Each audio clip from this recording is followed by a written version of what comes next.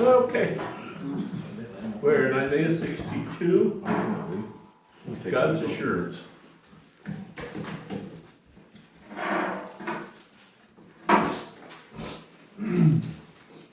Last week he promised, this week we have the guarantee. You know, on a scale of 1 to 10 in the world today, how much do you believe anything that anybody says? 0.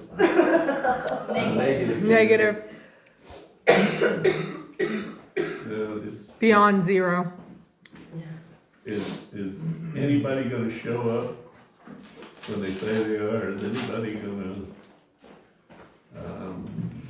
be good to their word? Yes. Huh? Some. Remember what Grandpa said about one hand? Yep. When it's all said and done, you're gonna be able to catch your real friends on one hand. There'll be a lot of friendly people along the way. And some people are only friendly when they want something. Then they treat you like dirt the rest of the time. But bottom line is, you gotta be very, very, very fortunate if you can count your really good, dependable, pick up the phone and somebody's gonna show up when they say they're gonna show up, how they say they're gonna show up, and they're gonna be committed to help you. You're probably gonna be able to count them on one hand. That's a sad commentary on this world, but am I right or was Grandpa right or was he wrong? Now, you guys don't have enough experience to answer the question yet, but the bottom line is, most people are friendly until it costs them some time, money, whatever. Let's don't dwell on that, this is a positive lesson. Let me read verses 1 and 2. For Zion's sake, I will not keep silent. For Jerusalem's sake, I will not remain quiet till her vindication shines out like the dawn, her salvation like a blazing torch. The nations will see your vindication and all kings your glory. You will be called by a new name that the mouth of the Lord will bestow. Okay. When you're studying prophecy, and when you're looking at prophecy, what is the litmus test? What is the one thing that's common in the whole thing? Jerusalem, Israel. It's all about Israel. Paul didn't prophesy. John didn't prophesy, Isaiah, they didn't prophesy about America. They didn't prophesy about France. All prophecy is linked to Israel. Now, a lot of people go through Revelation and says, oh, that sounds like America. No. America's going to play its part, but the bottom line, about the only prophecies you find in Revelation concerning the end times is who's going to be congregated in the Valley of Armageddon. The whole world's going to descend upon Israel, and Jesus is going to defend Israel. And then salvation flows out of Israel. It's all about Israel. Okay. And the best thing we can do is support Israel and depend on God's grace, because it's about Israel. So you always look to Israel for a key or a answer to the situation. Israel has the key. Right? Glory will be, his glory will shine through Jerusalem for the whole world to see. Like we said 2 weeks ago when I was here, Israel will be the capital of the world, and after the second battle of Armageddon, the world will be the capital of the universe, and the Creator will be on the throne, and all will be well with I read, we read this, there'll be a new name. What's that mean? Why is there a new name? Have you ever been baptized as a Catholic? Me too. Did you get a new name? And Newcomerstown needed it. Not that I remember, no, it just, they gave us our, our, Yeah, the spiritual names and now all Catholic churches were not the same, there's Dominicans and there's Franciscans. Roman, But, have you ever noticed in the Bible how as soon as somebody got converted, they got a new name? Well, we Jacob. had, Confirmation name. yeah, so confirmation, we got new names. Okay, that's what I mean. Okay. So confirmation, you got a new name. Well, if you look at the Bible, it's kind of a tradition because who was Paul before he got converted? Saul. Who was Israel before he got converted? Huh? David? Jacob. Jacob. Who was Abraham before he got converted? Abram. See the pattern? Okay. It means you're starting over. It means you're changed. It means you're a new person.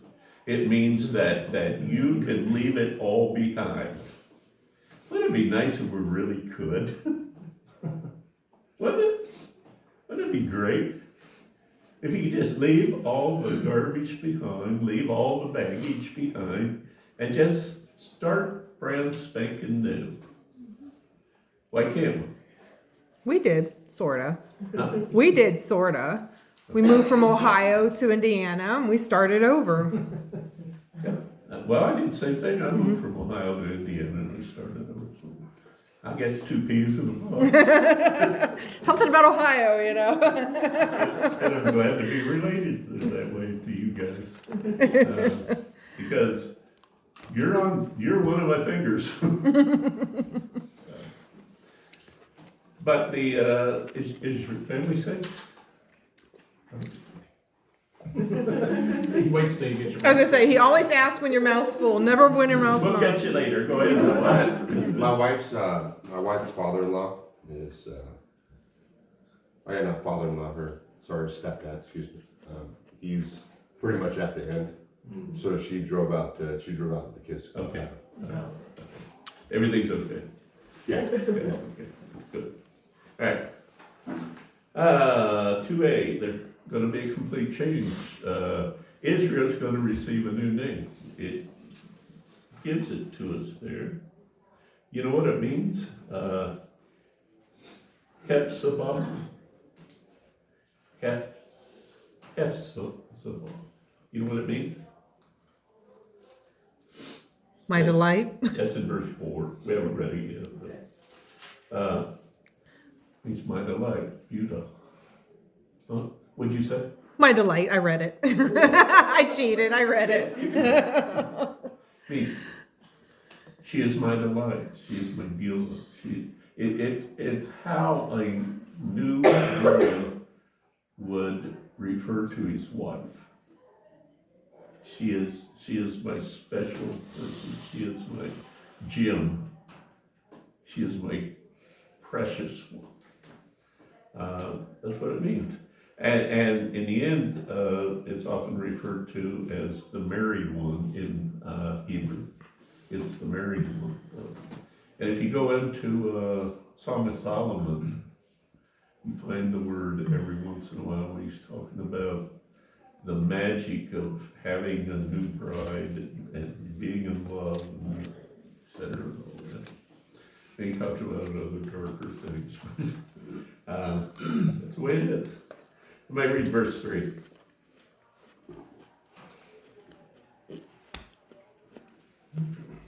Thou shalt also be a glory in the hand of the Lord, and a royal diadem in the hand of thy God. Okay. The value of Israel will become greatly multiplied. If you everyone thinks, oh, go to chapter 20 in Revelation and read about the new city with each gate is like a single gem. What would a gate be worth if it were made of a single diamond? A single nugget of gold, a single opal. It is going to be the value of Jerusalem is going to be astounding. Solomon kind of hinted at it when he wallpapered the entire inside of the temple with gold foil and covered every utensil and had every utensil and every plate in the temple covered with silver and gold. All the candelabras and everything. He absolutely did everything he could to reflect upon the world the majesty of God. And when Jesus Christ returns and the great city is lowered down from heaven to be his throne room, what Solomon did is not going to be a twinkle in the eye. It is going to be a sad representation of what it's going to be when Jesus comes back. Why do you think it is? Do you think God cares about gold and silver? Do you think he cares? Why would he do that? Because we put so much emphasis into the gold and silver. He's wanting us to see that it's useless. It's his glory. It's not the He material. does it for us. God didn't need it. You know the old joke about the guy that had the satchel. Peter said you can't bring it in. So Jesus comes along, is there a problem here? You got a satchel there with something in it. Jesus opens it up, looks at it, and said, let him bring it in. Peter says, what's in it? God said, pavement. You know, streets of gold to God are just something for us to walk on. He just fills the temple. He didn't walk around on anything. He's just a spirit. He fills the universe with his magic and his love. And you ever read the books about the guys that had out-of-body experiences, died on the table, fell through the ice, wasn't revived for 30 minutes, and they talked about being in heaven? You ever read any of those books? Number one, none of them knew each other. Number two, every one of them had the same story. What was the first thing they say is, the first thing that got me was the sense of love and peace. He said it was like, it was the greatest calm that you could possibly imagine. He said, and once you got through that, you looked around and the perfection came next. Every blade of grass, every leaf on every tree, said nothing was damaged, everything was just perfect. Well, we're headed there. We're going to see it. And we'll find out if those books were right or if somebody was just selling books. Verse 4, I've already covered that, but we should read it anyway.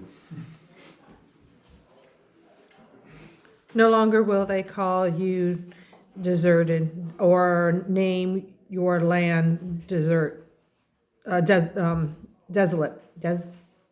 Yeah, that. Sorry, having trouble talking today. But you will be called Hephzibah, and your land Beliah. For the Lord will take delight in you, and your land will be married. Okay. The second assurance we'll have is the personal preciousness of Jerusalem. Like those people that stepped out of the body for a period of time while the doctor revived them. Everything they saw reflected the perfection, the love, and the peace of God.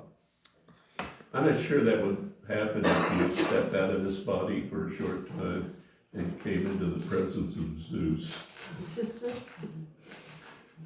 Could be a good day, could be a bad one. But everybody that's ever claimed to have that experience told the same story and talked about the perfection of heaven. All right, number 5.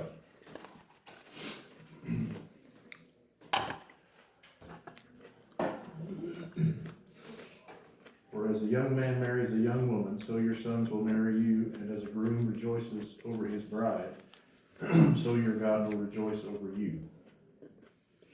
Okay, this is coordinating with the marriage feast of the Lamb that you find in Matthew 22, I think. There's also a marriage feast of the Lamb in 25, but it's focusing on the ones that are invited but don't come. It's talking about the end of the 1,000-year reign and the end of salvation, the end of grace. Why will grace end?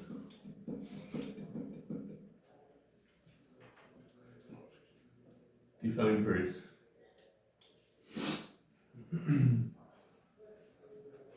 Unmerited favor? Unmerited favor. He favors you and you don't deserve it. Okay? We're laughing at faith. Sorry.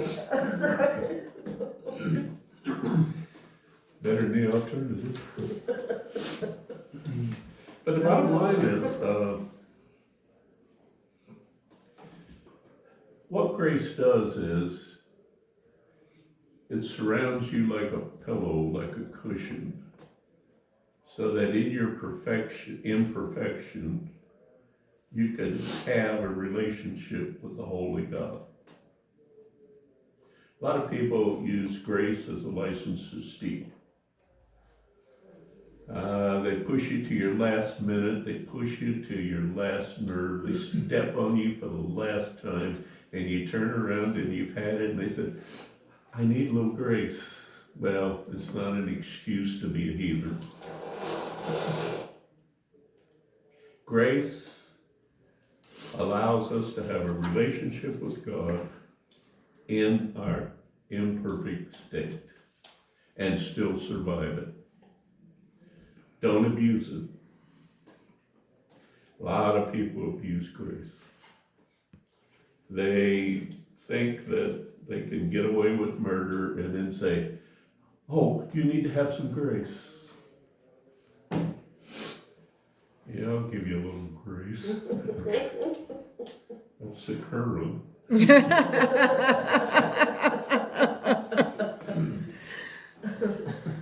You know what I mean? Do you understand what I mean?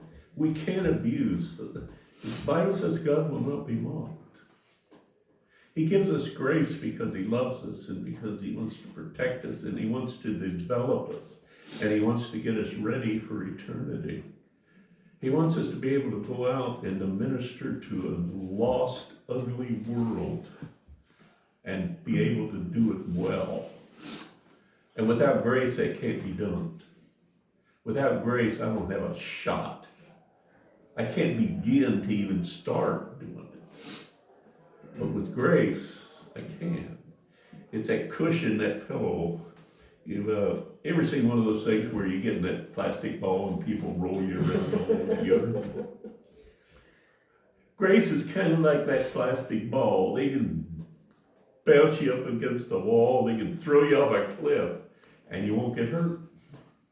Well, I don't know about the last one, but A small point. If you ever been in one, they're really kind of fun. But the bottom line is, don't abuse it. Don't think it's a license to steal, don't use it to go on being a heathen, or God is going to get your attention. 6 and 7. Jerusalem, I have appointed watchmen on your walls. They will never be silent day or night. There is no rest for you who remain in the Lord. Do not give him rest until he establishes and makes Jerusalem the praise of the earth. What's the job of the watchman? To watch. Never sleep. You know what the penalty is if you're in a combat zone and they find you asleep on watch? They arrest you, don't they? Huh? They arrest you? They can kill you. They can kill you if you're in combat. If you're in combat, you can't get the firing squad. If you're at Fort Benning, Georgia, practicing, you'll just have a really bad week. And they'll strip you of your rank and you have to start over again, but if you're in combat, you don't go to sleep.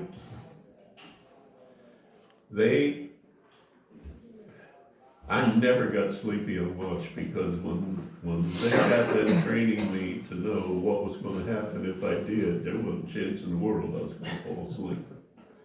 I might get up and I might march back and forth in the bunker. I might do some things and that's how I learned to hate coffee. I was just gonna say, is that when you had your coffee? They gave me the last cup in the bottom of this big stock pot. They give you a fork with it? I got a mouthful of grounds and that was my last cup. But I was so afraid I might go to sleep because I had a job to do and people could die. I could die. And the watchman's job was to look for trouble, to protect the city, to protect the compound, to protect the battalion, to be the one person standing between the enemy and the people who were asleep in the barracks and were not at that moment able to defend themselves. So, our assurance is a watchman that constantly, it says, a constant proclamation of the watchman. He is constantly heralding the fact that all is well. Have you ever seen a movie when they're old England, they're walking 12 o'clock and all is well, 12 o'clock and they're marching down the street, they're walking down the street, keeping the street lights on, 12 o'clock and all is well, 12 o'clock and all is well. Well, it's that kind of thing. So that people could rest at peace. So that people can know it's over. Wouldn't it be nice if this world was over and the new world of peace and contentment would be here? That we could wake up in the morning and enjoy the day?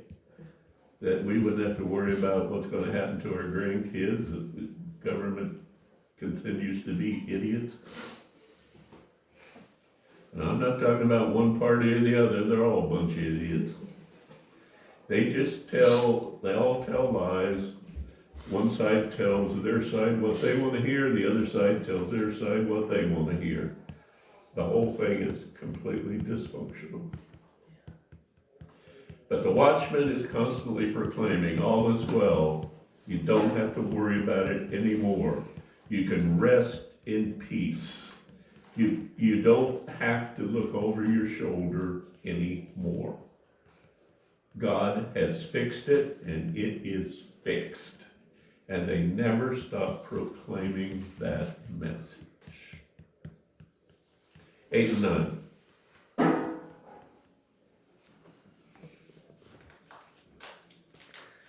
The Lord has sworn by his right hand and by his mighty arm, never again will I give your grain as food for your enemies, and never again will foreigners drink the new wine for which you have toiled.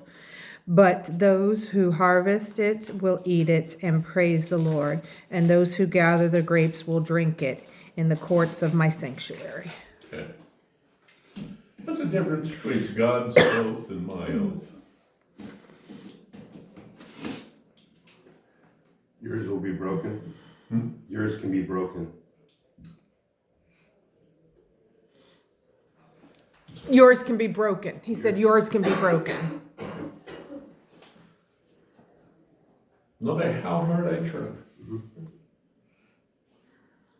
No matter what my track record is. I could promise you tomorrow I'm gonna come over and put the roof on your new workshop. But I don't know what's gonna happen on my way home today. I could mean well. I could have a perfect track record. I could have worked on every roof this church has ever worked on, every handicap ramp this church has ever built, and I could be looking forward to working on the next one, but I can't positively guarantee you in this world that I'm gonna make it to the next one.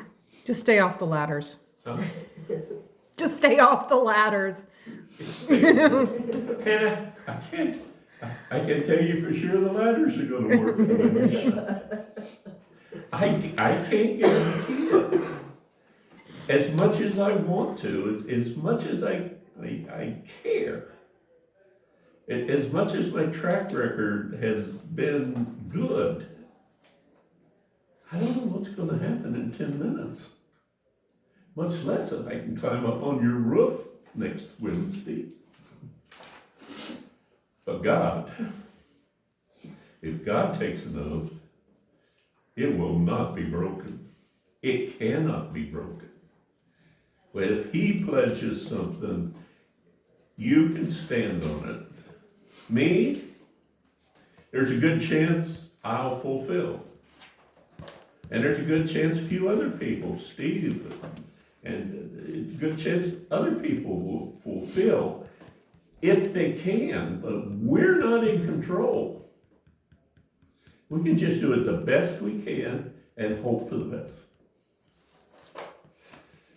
And at the very best, that's flawed. But you guys have a pretty good track record as far as I'm concerned, so.